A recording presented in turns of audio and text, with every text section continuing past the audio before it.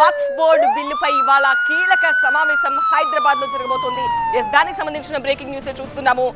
హైదరాబాద్ తాజ్ కృష్ణాలో 3 రాష్ట్రాల ప్రతినిధులతో joint parliamentary committee భేటీ కాబోతోంది. ఇవాళ ఈ సమావేశంలో ఆంధ్రప్రదేశ్, తెలంగాణ, ఛత్తీస్గఢ్ 3 రాష్ట్రాల వక్ఫ్ బోర్డులు, ముస్లిం సంస్థల అభిప్రాయాలు తీసుకోనున్నారు. దేశంలోని ప్రముఖ దర్గాల పీఠాధిపతులు, ముస్లిం మత పెద్దలు ఇప్పటికే హైదరాబాద్ చేరుకున్నారు. వక్ఫ్ బోర్డు బిల్లుపై జేపీసీ ముందు తమ అభ్యంతరాలు, సూచనలు ఉంచనున్నారు.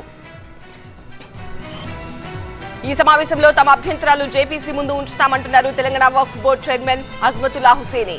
మరింత సమాచారం టీవీ9 స్పెషల్ కరెస్పాండెంట్ నూర్ అందిస్తారు. దేశవ్యాప్తంగా అనేక ప్రాంతాల్లో పర్యటించిన జేపీసీ మరి కాసేపట్లో హైదరాబాద్లో ప్రత్యేక సమావేశం ఏర్పాటు చేయనుంది. ఆంధ్ర, ఛత్తీస్గఢ్తో పాటు తెలంగాణ ప్రతినిధితో కూడా వాళ్ళతో సమాచారం కూడా పూర్తిగా తీసుకున్నట్టు కూడా ఇప్పటికే జేపీసీ ప్రకటించిన పరిస్థితి. ఏ అంశాలపైన జేపీసీతో తెలంగాణ వక్ఫ్ బోర్డు మాట్లాడబోతుందని చెప్పడానికి ప్రస్తుతం తెలంగాణ వక్ఫ్ బోర్డు చైర్మన్ అజ్మతుల్లా గారు ఉన్నారు. సార్, నేను యూట్యూబ్ నుండి నెలకి 20 లక్షలు సంపాదిస్తున్నా. మీరు నా నుండి నేర్చుకోవాలనుకుంటున్నారా? అయితే ఇప్పుడే ఫ్రీడమ్ యాప్ని డౌన్లోడ్ చేసుకోండి. కాసేపట్లో ప్రారంభం కాబోతుంది జేపీసీ ప్రత్యేక సమావేశం. మీరు ఏ అంశాలని జేపీసీ దృష్టిలోకి తీసుకెళ్ళబోతున్నారు? ఎందుకంటే ఈ వక్ఫ్ ప్రాపర్టీస్ అనేది అసలు గవర్నమెంట్ ప్రాపర్టీస్ కాదు. అది వక్ఫ్ ప్రాపర్టీస్ ప్యూర్లీ ప్రైవేట్ ప్రాపర్టీస్. వీళ్ళు గతంలో దాతలు ఇచ్చిన ప్రాపర్టీస్. అంటే దానికి ఒక ప్రొసీజర్ ఉంటుంది. ఉట్టిగా వీళ్ళు ఏదో ఒక అలిగేషన్స్ పెట్టి వక్ఫ్ అనే పేరు డాక్యుమెంట్స్లో ఎంట్రీ చేసుకొని, మీరు గజెట్లో ఎంట్రీ చేసుకొని మీరు వక్ఫ్ ప్రాపర్టీ పేరు మీద లాక్కునే ప్రయత్నం చేస్తున్నారు. అట్లా లేదండి. దానికి ఒక ప్రొసీజర్ ఉంది. ప్రొసీజర్ ప్రకారమే వక్ఫ్ గతంలో దాతలు దానికి డొనేట్ చేశారు. ఆ ప్రాపర్టీ వక్ఫ్ ప్రాపర్టీ. దానికే మాకు వక్ఫ్ ప్రాపర్టీ అది ప్రైవేట్ ప్రాపర్టీ కాదండి, గవర్నమెంట్ ప్రాపర్టీ కాదు, అది వక్ఫ్ బోర్డ్ ప్రాపర్టీ కాదు, ప్రభుత్వ భూమి కాదు. అది వక్ఫ్ బోర్డ్ అనేది ఒక కస్టోడియన్. వక్ఫ్ బోర్డు కానీ రాష్ట్ర ప్రభుత్వాలు, కేంద్ర ప్రభుత్వాలు వక్ఫ్ భూములకు కస్టోడియన్స్. మేము మాత్రం కస్టోడియన్స్ తప్ప వేరేది మాకు అధికారాలు ఏమి ఉండవు.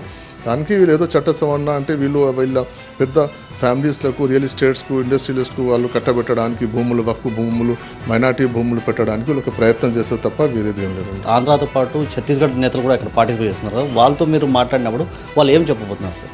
అంటే వాళ్ళు ఒకటే అండి, వాళ్ళకి ఏంటంటే చాలా అంటే వీళ్ళు కన్ఫ్యూజ్ చేస్తారు. ఏం కన్ఫ్యూజ్ చేస్తారంటే వక్ఫ్ భూమి అంటే ఇది ప్రభుత్వ భూమి అన్నట్టు వీళ్ళు ప్రభుత్వ భూములకు కానీ ప్రైవేట్ భూములకు లాక్కున్నారు అనేది ఒక దుష్ప్రచారం చేశారు.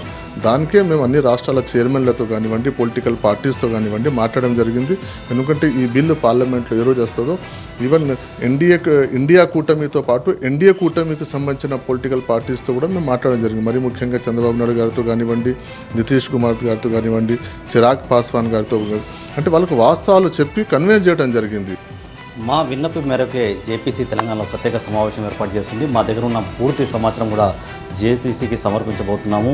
దేశవ్యాప్తంగా అన్ని రాజకీయ పార్టీలతో పాటు నేతలను కూడా కలిసి అసలు ఈ బిల్లు వల్ల వచ్చే నష్టాలు ఏంటి, ఈ బిల్లు వల్ల అసలు సమస్య ఏంటి అనేది కూడా మేము రాజకీయ నాయకులకి చెప్పే ప్రయత్నాలు కూడా చేశాము. కానీ మరి కాసేపట్లో పూర్తి సమాచారం కూడా వాళ్ళకి ఇవ్వబోతున్నాం. రాబోయే రోజుల్లో ఏ విధంగా జేపీసీ నిర్ణయం తీసుకుంటూ వేచి చూడాలి. కేవలం సాయితో నూర్ మొహమ్మద్, టీవీ9 హైదరాబాద్.